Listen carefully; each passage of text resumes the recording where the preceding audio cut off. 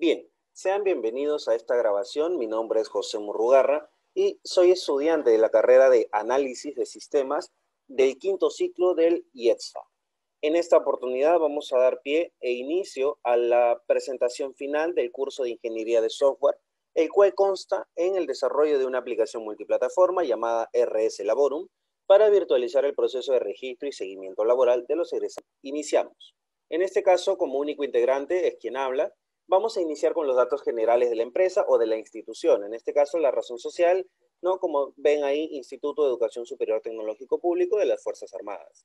Este instituto fue creado aproximadamente en el año 2015 en el actual mandato del presidente Ollanta-Humala, correcto, el giro de la empresa en la educación técnica superior. Tenemos ahí el RUC, la dirección que queda en Braulio Sánchez Dávila, distrito de Rímac, departamento de Lima, país Perú. Tenemos un teléfono de contacto, una cuenta de email y una página web. Y actualmente también estamos presentes en lo que son las redes sociales. Vamos a continuar. Bien, aquí tenemos ya el organigrama de la empresa. Este organigrama básicamente podemos nosotros visualizar cómo está constituido una empresa o una institución, ¿no? Principalmente compuesta por direcciones, subdirecciones, secretarías y comités de vigilancia, por ejemplo, ¿no? O consejos de asesoría y consejos editoriales. Pero básicamente el organigrama de la empresa nos va a servir a nosotros para poder posicionarnos y delimitar en qué área o en qué ámbito es que nuestro sistema va a operar. En este caso, como lo menciona el rectángulo de color rojo, ¿no? Estamos abocados en la dirección de bienestar y empleabilidad, que justamente, ¿no? Como procesos son el registro y el seguimiento laboral de los egresados. Bien, vamos a pasar con la justificación de la investigación.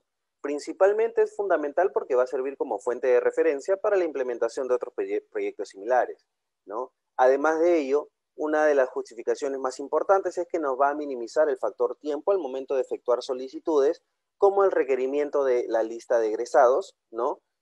Adicional a ello, también nos va a evitar un factor tiempo muy importante en el proceso de gestionar las publicaciones de ofertas laborales, de informar a nuestros egresados en su totalidad de las nuevas ofertas. Adicional a ello, esto claramente nos hace a colación a que también nosotros vamos a poder minimizar, ¿no? El tiempo en que un egresado realice una postulación y posteriormente este egresado sea contratado en el menor tiempo posible, ya que mediante la sistematización, o mejor dicho, la virtualización de los procesos, nosotros vamos a poder canalizar correctamente todas las ofertas laborales provenientes de los convenios interinstitucionales que tiene el instituto. De esta manera, nuestros egresados que estén inscritos y tengan credenciales de acceso al sistema van a poder interactuar de mejor manera y mucho más rápido, de manera tal que podamos lograr una inserción laboral mayor a la que tenemos actualmente. Por otro lado, en algunas conversaciones que hemos tenido con la dirección nos hemos dado cuenta, ¿no?, de que la conclusión en la que llegamos es que tenemos egresados que, si bien es cierto, son considerados egresados porque ya tienen los 6 ciclos culminados con notas aprobatorias, tienen sus 4 módulos de prácticas preprofesionales y tienen el idioma adicional, no están laborando, digamos, con puestos acordes a su carrera. Entonces, esto es un dato alarmante, ¿no?, que a nosotros nos hace ver las falencias que esta dirección está teniendo actualmente. Y esto lo vamos a ir explicando más adelante. Bueno, como alcance del proyecto, básicamente abarcar el proceso de registro y seguimiento laboral de los egresados del IETSFA, ¿no? En este caso, pasando a los beneficiarios, sería principalmente la Dirección de Bienestar y Empleabilidad, ¿no? En este caso, también los jefes de carrera, porque ya se elimina todo ese proceso documentario de por medio, ya que el mismo egresado puede solicitar, ¿verdad?, digamos, que se le otorguen credenciales de acceso para que pueda tener interacción con el sistema. De igual manera, ¿no?, siempre que nosotros estamos ante instituciones o empresas gubernamentales, siempre hay todo un proceso burocrático, ¿no?, un proceso de papeleo interno que es necesario siempre que nos encontramos con empresas estatales. o instituciones estatales, como en este caso lo es el IETSFA. Sin embargo, si bien es cierto, ese trámite documentario tiene un debido proceso, nosotros en la sistematización o en la virtualización del proceso vamos a lograr que, digamos, la práctica se realice mucho más con un factor de tiempo minimizado. ¿Por qué? Porque mientras se hace todo el trámite documentario, la verificación de un egresado es de manera inmediata, con lo cual el egresado ya puede estar formando parte de nuestra bolsa laboral. Los únicos requisitos son tres, ¿no? Como ya había mencionado anteriormente, es culminar los 6 ciclos con nota probatoria, los 4 módulos de prácticas preprofesionales y el idioma adicional, ¿no? Con esto estaríamos logrando ya también una inserción mucho más rápida de los egresados al mundo laboral. Bueno, continuamos. La finalidad, en este caso el proceso o el objetivo fundamental del proyecto consiste en desarrollar una aplicación multiplataforma. Entiéndase multiplataforma como una aplicación adaptable y responsiva a distintos medios. En este caso decimos que es multiplataforma y es una aplicación porque tanto va a funcionar para el área web como también para el área móvil. Posteriormente se estará implementando la parte móvil para de esta manera obtener, ¿no?, una aplicación en la plataforma de Play Store, ya que nos vamos a abocar a sistemas operativos Android, ¿correcto? Para dar este servicio adicional en la cual los egresados van a tener un mayor impacto o una mayor interacción con las bolsas laborales, ya que estamos planteando, ¿no?, por el área móvil, utilizar servicios como notificaciones de nuevas ofertas, notificaciones de las postulaciones del egresado y demás informaciones que son, digamos, fundamentales y son importantes en cuanto a un factor de tiempo, ¿no? Y bueno, es básicamente la finalidad del proyecto. Vamos a pasar con la metodología.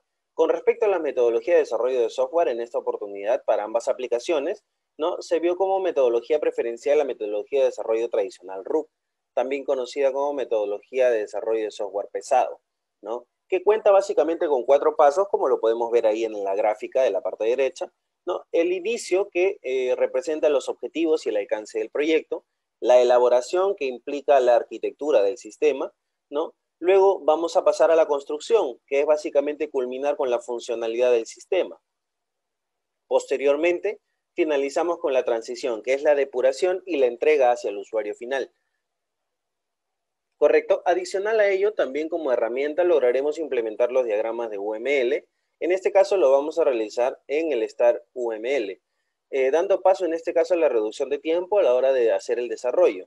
Lo descrito anteriormente nos dará pie básicamente a las buenas prácticas para el desarrollo de software, como por ejemplo administrar requerimientos, implementar arquitecturas basadas en componentes, por ejemplo, modelamientos de software, verificaciones de calidad con las pruebas de testing, ¿no? Por último, el control de cambios realizados en la etapa de desarrollo, ¿no?, a través de la identificación de requerimientos, la elaboración de diagramas de caso de uso, tanto del negocio como del sistema, diagramas de clases y demás diagramas que posteriormente vamos a ir analizando. Como dato adicional, podría yo mencionar que la metodología que nosotros debemos escoger va a depender mucho del tipo de proyecto y de la magnitud del proyecto que vamos a realizar. Generalmente, cuando tenemos proyectos, digamos, bastante extensos, ¿no?, bastante saturados, en este caso lo más recomendable es trabajar con una metodología tradicional, como lo es RUP, por ejemplo, que es muy buena. Por otro lado, si nosotros tenemos el desarrollo de un proyecto, de un sistema bastante ligero, bastante ágil, ¿no?, lo más recomendable es ya no trabajar con una tradicional, sino con una metodología ágil, como por ejemplo Scrum, XP, el pensamiento Lean, que es importante, ¿no? En todo caso, tendríamos que analizar, pero para este proyecto en específico se escogió la metodología RUP. Bueno, vamos a pasar con el estudio de factibilidad del proyecto. El estudio de factibilidad, básicamente, en pocas palabras, es verificar la viabilidad del sistema, la viabilidad del proyecto en general. Esto se subdivide en 3 estudios diferentes. El primero tenemos el estudio de factibilidad técnica, donde básicamente vamos a analizar los costos de operación. Como estamos haciendo un proyecto informático, vamos a abocarnos a los equipos tecnológicos, para lo cual tengo ahí un esquema, un cuadro, ¿no?, donde está dividido en equipo, descripción, cantidades, marcas o modelos, precio y total. En este caso, este estudio de factibilidad técnica asciende a un monto de 17.423 nuevos soles, aproximadamente. Luego seguimos con la factibilidad operativa. Aquí en la factibilidad operativa básicamente sí se reconoce, ¿no? Tanto en este caso los costos de operación, pero adicional a ello también se verifican los costos de talento humano. Así que siempre es importante agregar al talento humano en este tipo de estudios. Ahora, el importe es de manera anual, en este caso por un monto de 31.616,49 soles. Vamos con el último estudio, que es el estudio de factibilidad económica, básicamente el costo de desarrollo de la aplicación multiplataforma. Ya que yo soy el único responsable, voy a hacerme cargo en general de todo el proceso de desarrollo, ¿no? En todo caso, el costo total, ¿no? Cubriendo desarrollo del sistema, diseño webs, costos total de desarrollo, tiene un costo de 7.450 soles. Esto claramente incluye web, el dominio, el hosting, por ahí algún servicio adicional, la paga que se hace al Play Store para que te den la licencia como desarrollador y puedas subir tu aplicativo, ¿no? En las plataformas de descarga, ¿no? Y todos los costos pequeños y adicionales están cubiertos aquí en este precio. Luego vamos a tener el cronograma de actividades. Básicamente este es un diagrama de Gantt donde nosotros vamos a poder visualizar, ¿no? En los nombres de las tareas que tenemos que realizar para la consecución del proyecto. Adicional a ello también tenemos su fecha de duración, ¿no? Donde tenemos una fecha marcada por un comienzo y un fin. Y en la parte derecha tenemos una gráfica que nos especifica más o menos el tiempo que toma cada tarea, ¿no? Y cómo es su relación una con otra. En este caso, actualmente nos encontramos, bueno, en el desarrollo de la base de datos ya la tenemos realizada, está completamente lista y depurada la base de datos. Actualmente estamos todavía en el proceso de programación en la parte front-end, ¿no? Que es básicamente combinar frameworks de programación como lo que es Bootstrap, utilizando, por ejemplo, el Glider.js, utilizando el jQuery, armando un poquito la parte visual, ¿no? Trabajando conjuntamente con la base de datos, ¿no? De esta manera poder cuadrar la información y no tener muchos cambios, ¿no? Ya que generalmente por ello se utiliza la metodología de desarrollo, ¿no? El modelo de proceso de negocio a sistematizar. Bueno, básicamente es el registro y el seguimiento laboral. Para esto he puesto este diagrama, diagrama de flujo, ¿no? En la cual podemos ver, bueno, está realizado en Visagi, BPMN, en la cual tenemos un pool compuesto por dos actores, el área administrativa y el egresado. Este pool, a su vez, está subdividido en dos fases, ¿no? Acá vamos a subdividir el core business de la empresa o de la institución, que es básicamente por una parte el registro del egresado y por la otra parte el seguimiento laboral. Bueno, aquí podemos analizar cómo es el flujo desde un inicio del área administrativa, el cual otorga las credenciales de acceso y a su vez solicita el cambio de contraseña para que luego no tengamos problemas, digamos, por suplantación o robo de identidad hacia los egresados. En este caso, el egresado recibe el mensaje, ingresa a la plataforma, genera el cambio de contraseña y esto obviamente es un proceso de almacenaje en la base de datos. Luego ingresa, como es la primera vez, a la creación de un currículum vitae o una hoja de vida. Hasta este punto hemos culminado con el registro de egresado. Lo que sigue después corresponde al seguimiento laboral. Es por ello que indica el fin de la fase. Luego ingresa al área laboral y aquí tenemos distintas bifurcaciones en función a la decisión que tome el egresado. Si genera una postulación o no genera una postulación. En el caso no genere es porque lo más probable es que no haya encontrado una oferta laboral acorde a sus requisitos, por ejemplo, o a los beneficios que ésta brinda. En este caso tiene la opción de continuar o no continuar en la búsqueda, ¿no? Si en este caso genera una postulación, se envía automáticamente, ¿no? Su hoja de vida que previamente ya está creada como parte de un servicio que vamos a consumir como Mailgun, que es un servicio que nos otorga el envío de correos masivos, ¿no? Y de esta manera se envía un correo hacia el área de talento humano o recursos humanos de la empresa con copia a la área administrativa de la institución. a fin de poder continuar con el proceso de seguimiento laboral. En este caso, el área administrativa verifica, ¿no?, realizar el seguimiento de la postulación y esto nos lleva a un timer. En este caso, no se le puede poner un tiempo específico para el timer, pero se estima que es entre máximo un día a 30 días. ¿Por qué? Un día porque generalmente es lo máximo o es el día último en el que tú puedes postular a una oferta laboral y 30 días porque según los requisitos que nos pide el área de la Dirección de Bienestar es que las ofertas laborales tengan una duración de 30 días, con lo cual obviamente luego de esto la empresa que es la ofertante va a realizar un proceso de selección en el cual va a verificar y va a ir analizando las hojas de vida de los postulantes. En este punto es cuando nosotros como área administrativa nos ponemos en contacto con el egresado a fin de poder apoyarlo y obtener información del proceso de postulación. Esta información posteriormente es almacenada en los distintos campos que ya posteriormente con la implementación del sistema vamos a poder ingresar directamente a la base de datos para luego tener esta información lista a la mano cuando se quiera o se requiera de ella, ¿no? Este básicamente es la esquematización.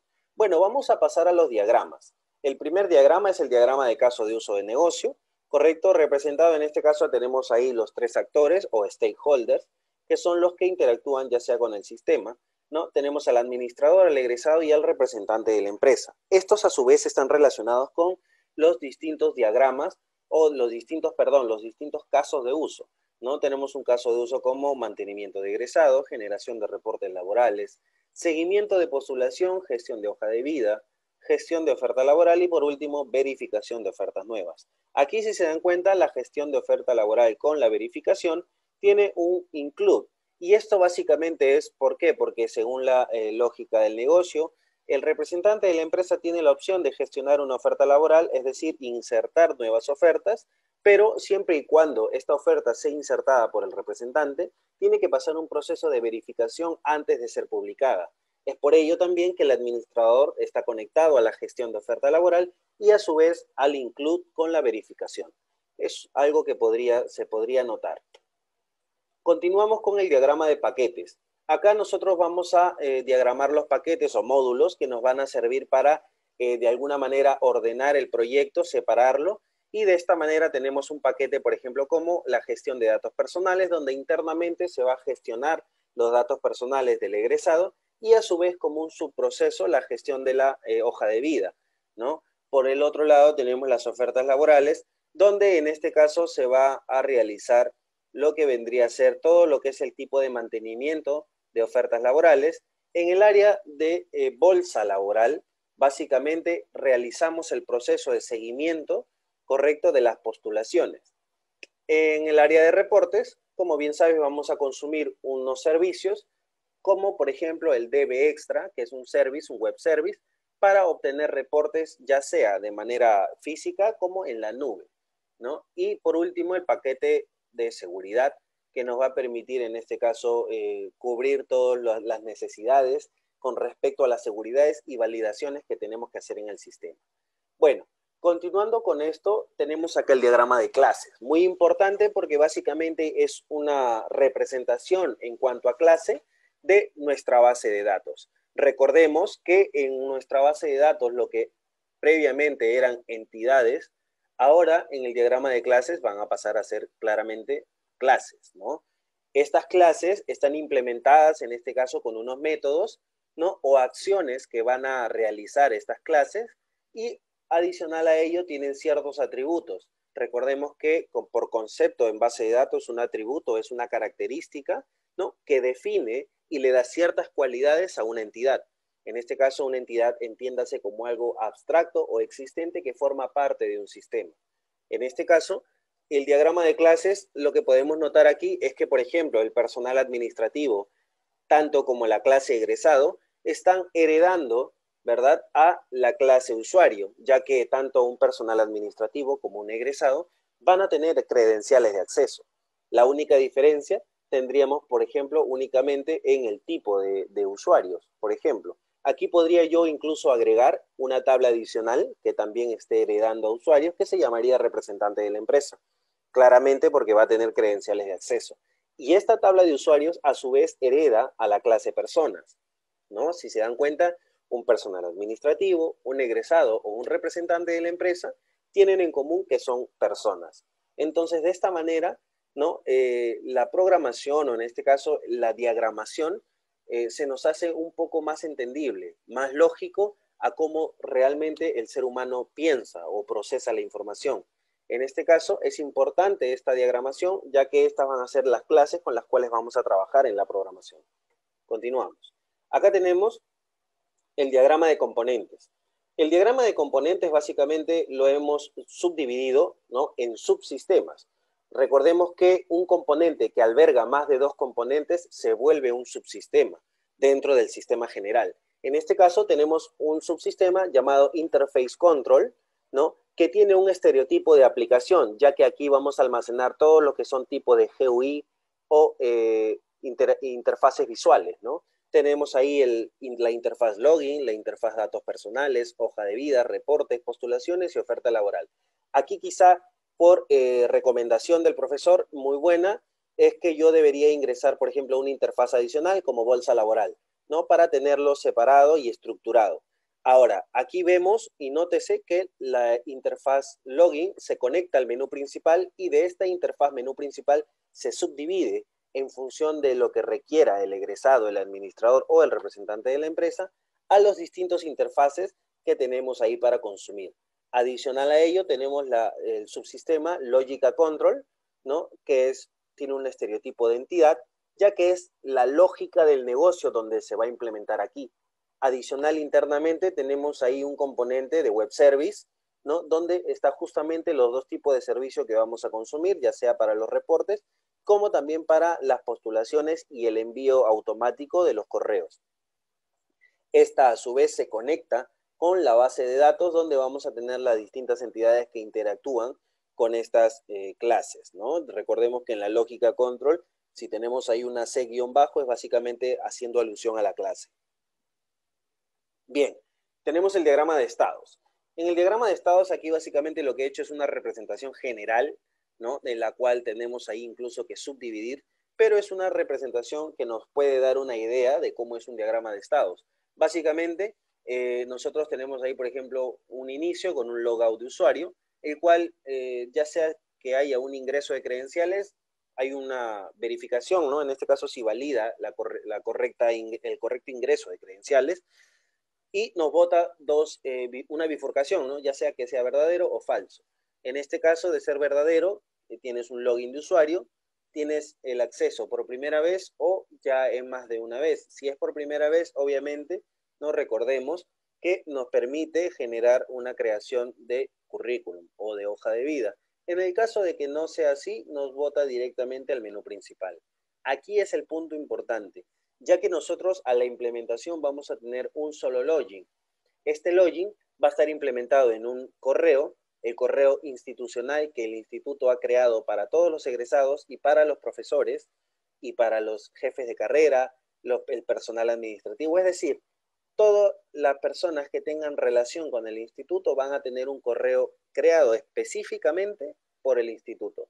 Y es este correo que se va a utilizar, ¿no?, para de alguna manera integrar, ¿no?, la información, y este login te va a pedir el correo, ¿no?, el user, y una contraseña que tú vas a cambiar, ¿no?, después de la primera modificación. En este caso, esta verificación de acceso nos va a botar a nosotros un tipo de usuario. En base de este tipo de usuario, posteriormente, verán ustedes que yo manejo 3 tipos de home o de página principal, ya sea si es un administrador, un egresado o si es un representante de la empresa, ya que cada uno cumple distintos roles y tienen privilegios de acceso, ¿no?, privilegios de usuario, que les permiten o denegan hacer ciertas actividades. En este caso, al acceso al menú principal lo he generalizado. Podemos editar la hoja de vida, gestionar datos personales, búsqueda de ofertas y generar ofertas. Si nosotros ingresáramos como un egresado, tendríamos la opción de editar hoja de vida, gestionar datos personales y búsqueda de oferta laboral.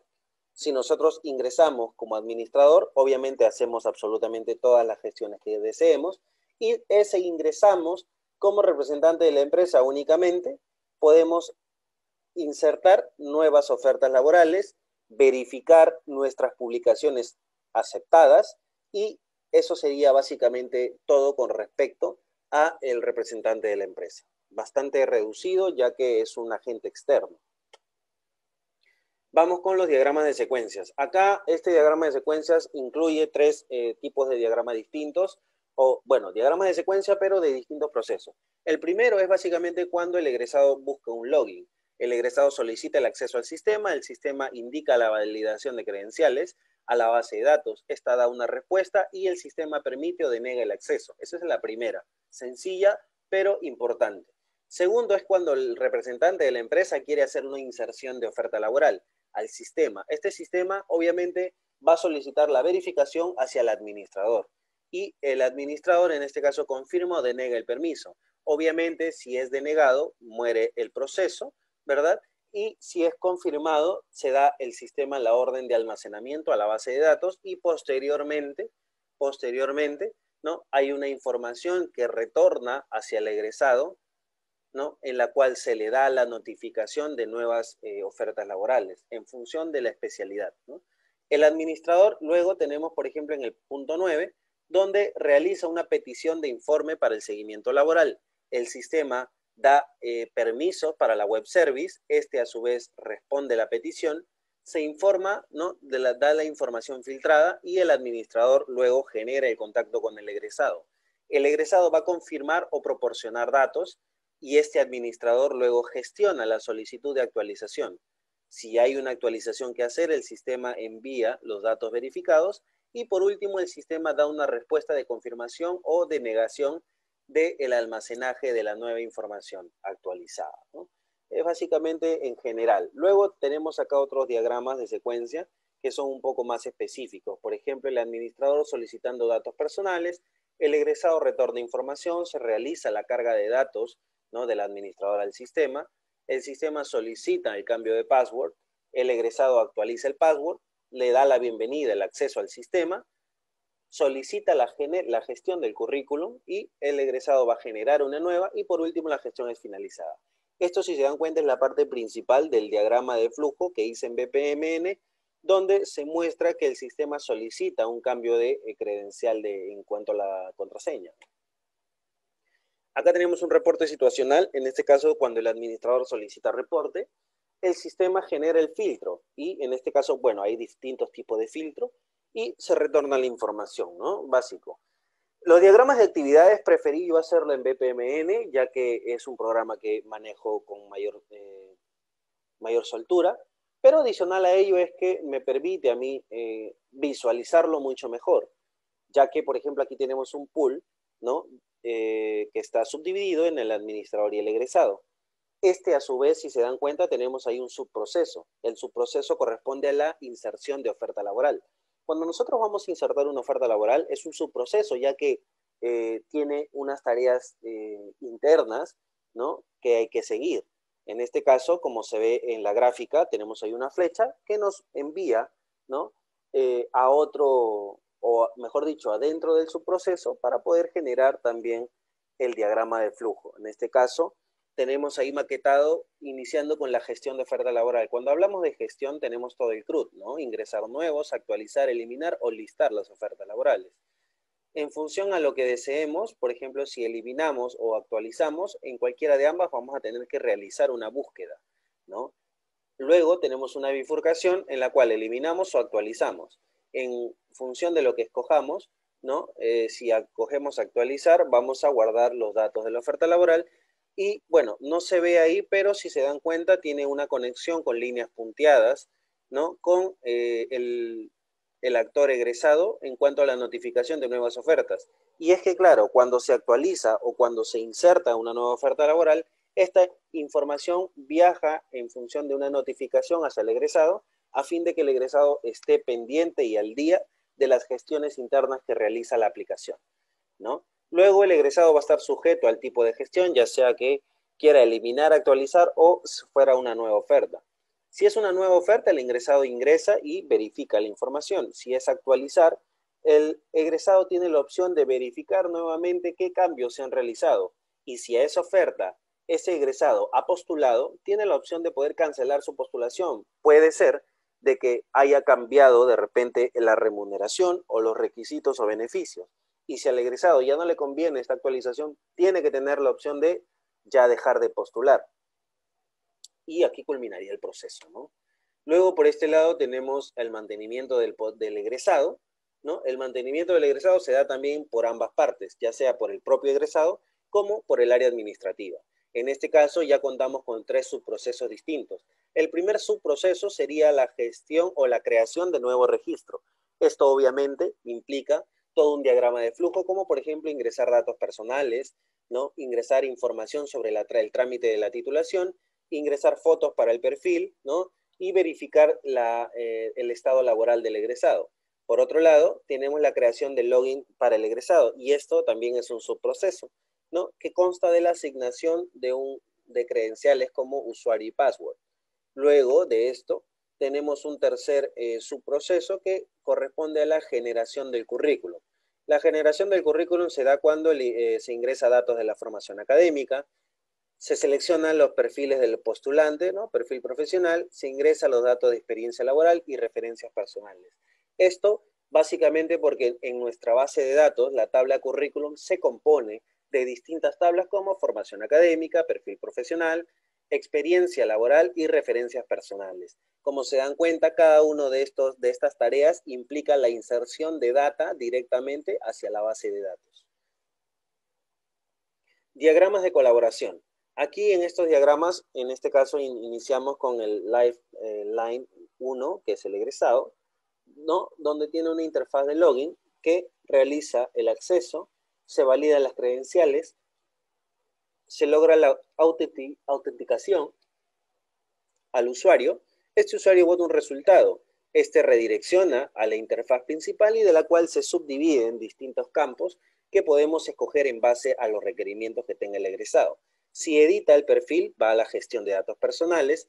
Si edita la hoja de vida, la gestión de hoja de vida. Filtros de búsqueda para la búsqueda o gestión de ofertas laborales. Puede solicitar vacantes previamente a la búsqueda para generar una postulación. Puede automatizar, en este caso la automatización viene al envío del correo adjunto al CV y este a su vez está relacionado con los otros 2 actores. El representante de la empresa porque va a verificar todo este proceso cuando obtenga el correo o el archivo adjunto del CV y el administrador también porque se envía una copia. Recordemos que no solamente se le envía a la empresa, sino con copia al área administrativa para que éste pueda emitir filtros en base al Service Report y de esta manera pueda gestionar el seguimiento laboral de ese egresado. Vamos con el diagrama de despliegue. En el diagrama de despliegue nosotros vamos a poder verificar que contamos con, en este caso, una interface control para el egresado y una interface móvil. En este caso está conectado a lo que es un servidor web, donde vamos a tener el srlab.war, que es básicamente el archivo compilado, y nuestro servidor, el Apache Tomcat, para que esto pueda ser visualizado, ¿no? Esto está conectado con el servidor de aplicaciones como el AJB Container, ¿no? El acceso a la base de datos y los web services que vamos a consumir como son Mailgun y DevExtra, ¿no? A su vez conectado con la base de datos y también con un periférico como puede ser una impresora para la impresión de reportes y demás. Bueno, acá tenemos ya lo que son las pruebas del sistema. Básicamente las pruebas nos indican si el sistema está correctamente realizado y esto lo vamos a sacar de los requerimientos del sistema, los requerimientos de usuario. Por ejemplo, si un requerimiento de usuario sería que la contraseña tenga letras y números y una longitud de 10 caracteres, aquí como pruebas podríamos hacer ingresar solamente números o ingresar solamente letras y nos tendría que arrojar un error. Segundo, tendríamos que arrojar más de 10 o menos de 10 caracteres para ver si el sistema reacciona y reconoce que esto es un error. Y así continuamente todos los requerimientos, ¿no? Se vuelven pruebas para el sistema informático. Y pues bien, eso básicamente sería el final de mi exposición. Ahora vamos a pausar un momento el video y vamos a dar pie a la verificación o a la visualización de lo que tenemos hasta el momento con respecto tanto a la base de datos como a la parte web. Bien, ya volvimos. Acá actualmente estamos en el Erwin Data Modeler, que es un programa para modelado, ¿no? Para diagramación de bases de datos, ¿no? En este caso tenemos en pantalla la diagramación de nuestra base de datos.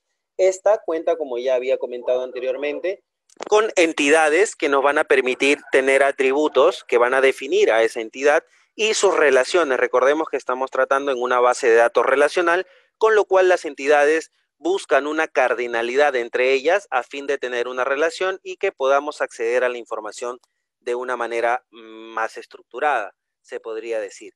Aquí lo que podemos resaltar, por ejemplo, es que las cardinalidades, por lo general, son de uno a muchos, de muchos a uno o de uno a uno. Cuando generalmente encontramos en una casuística una relación de muchos a muchos, esto llevado a una sintaxis SQL nos botaría un error. En este caso, se da en esta base de datos con la tabla de egresados y la tabla de oferta laboral. ¿Cómo podemos darnos cuenta? En una o muchas ofertas laborales hay uno o muchos egresados que realizan postulación. Esto claramente es una relación de muchos a muchos que nos implica, ¿no? Y nos guía a la creación de una entidad hija. Es una entidad que claramente goza de ambas llaves primarias, como podemos ver acá, el código del egresado correspondiente a la tabla egresado y el código número de oferta laboral como llave foránea. Adicional a ello, la misma tabla por sí tiene su propia llave primaria como número de postulación.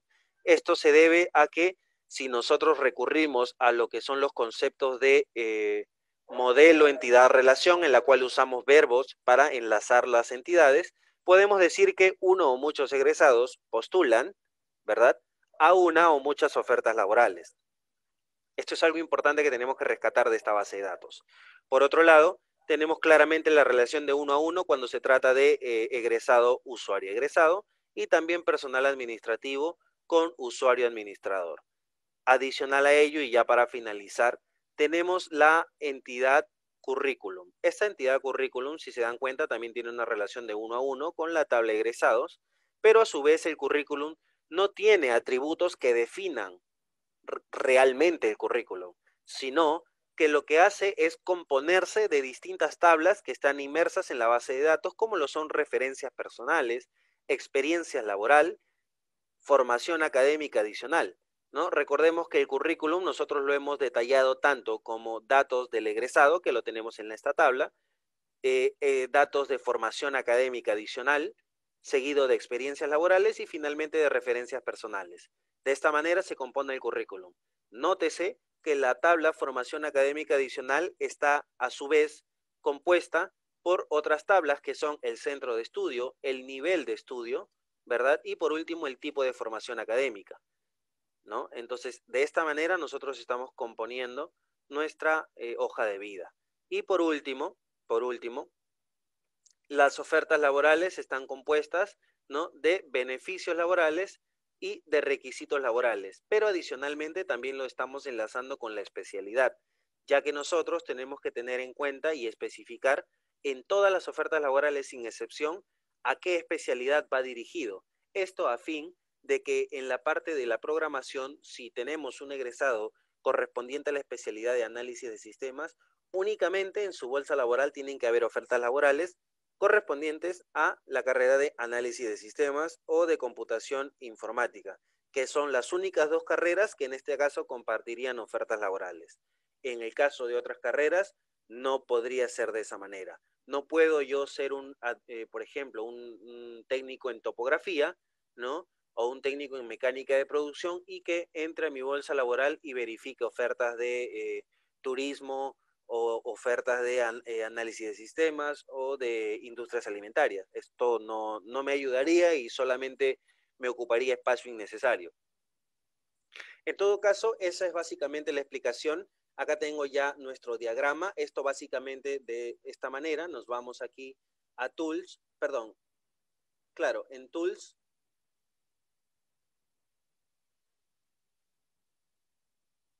A ver, un momento.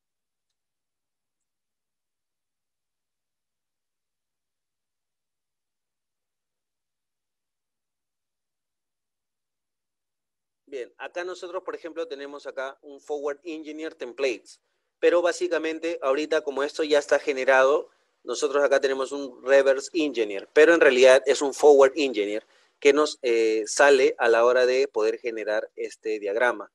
Vamos acá a la parte física, esta es la parte física, aquí lo tenemos, por ejemplo, y recordemos siempre que en el Erwin Data Modeler, desde el diagrama físico, vamos a poder generar nuestro esquema para ya no tener que programar la sintaxis de SQL. Una vez que hemos hecho la diagramación, ¿no? La única diferencia con el diagrama lógico y físico es que el físico almacena el tipo de dato y la longitud, ¿correcto? En este caso, como había explicado, rápidamente nos vamos por este lado de aquí, en Tools, Forward Engineer, Schema Generation. Aquí vamos a dar algunas funciones que vamos a otorgarle. Le damos un preview y este preview lo que nos va a hacer es generarnos la base de datos, ¿no? Acá, por ejemplo, tenemos un Create Table Beneficios Laborales, los atributos y la sintaxis Go para la ejecución. Otra, por ejemplo, estamos alterando la tabla que hemos creado anteriormente para añadir, ¿no?, la llave primaria. Y así sucesivamente con todas las tablas que hemos creado. Esto claramente ya lo tenemos listo, por eso vamos a cancelarlo.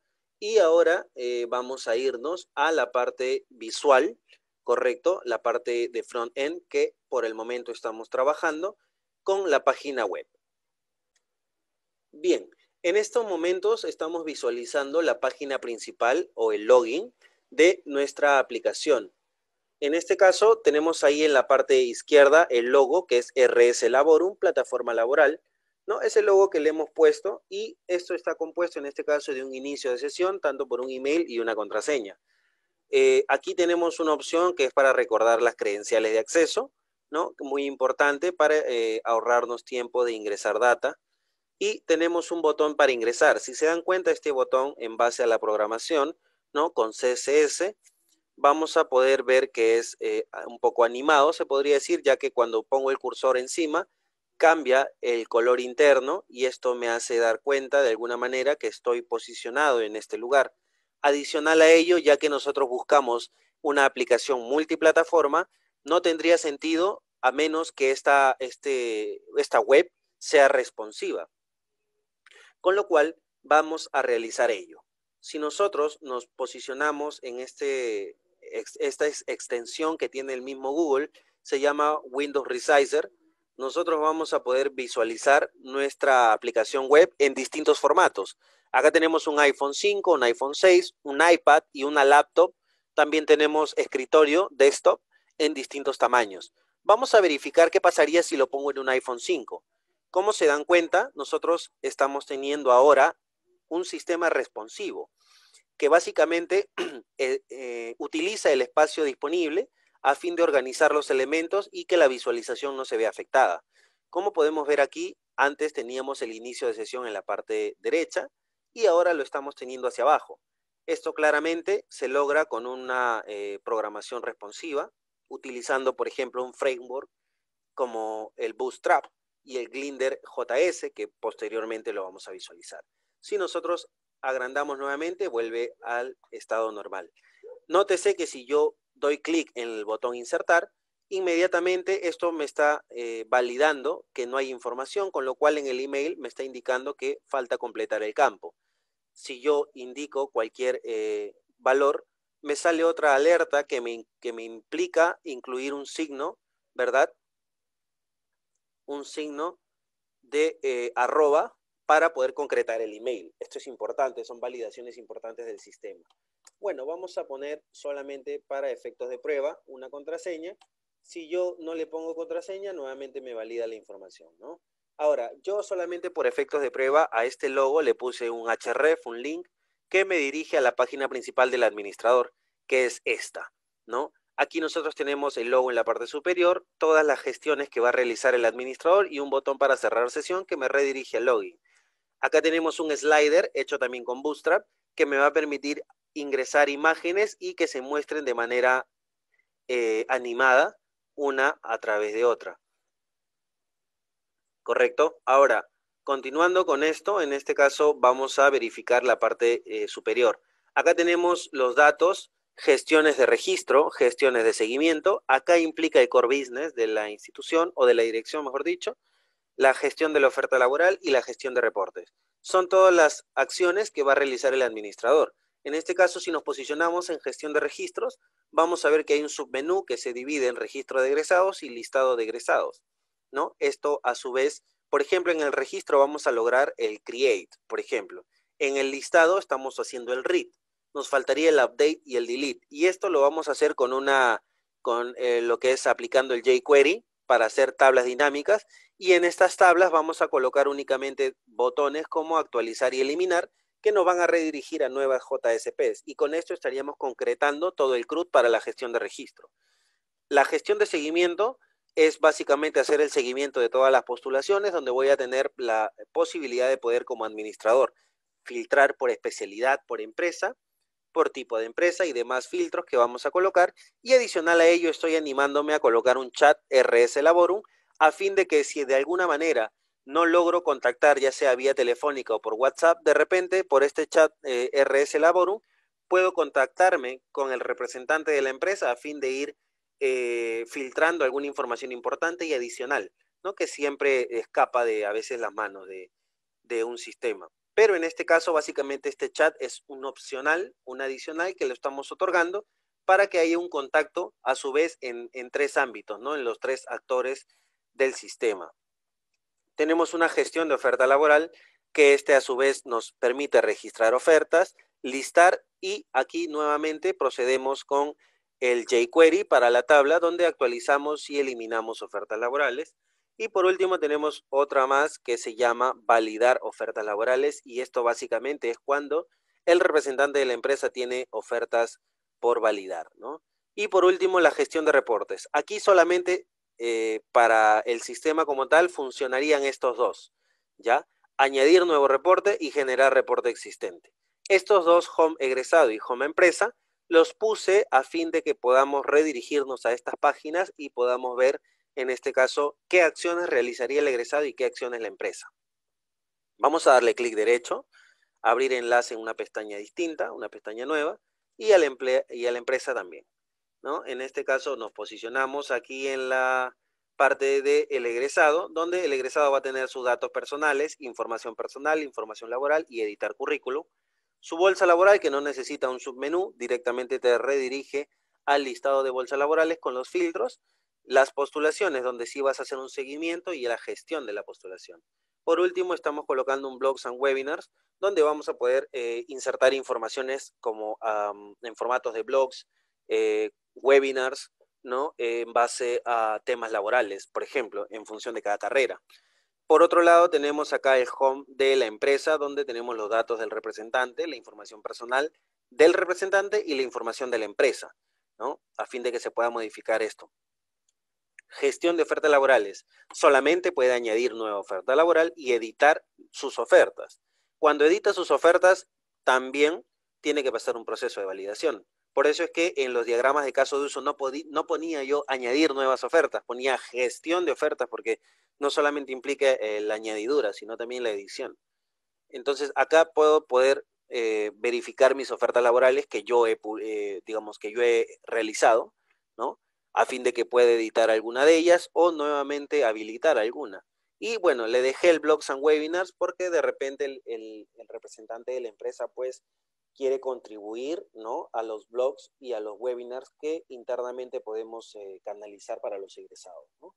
Esto también es responsivo, si nosotros lo achicamos, inmediatamente desaparece, ¿no? Las palabras en la parte superior y me aparece este botón.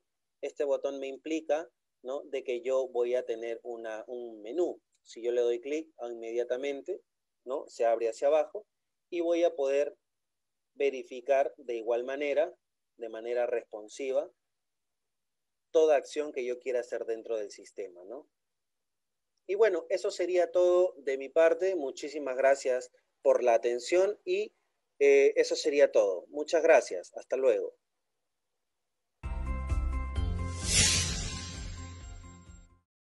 Gobierno del Perú. El Perú primero.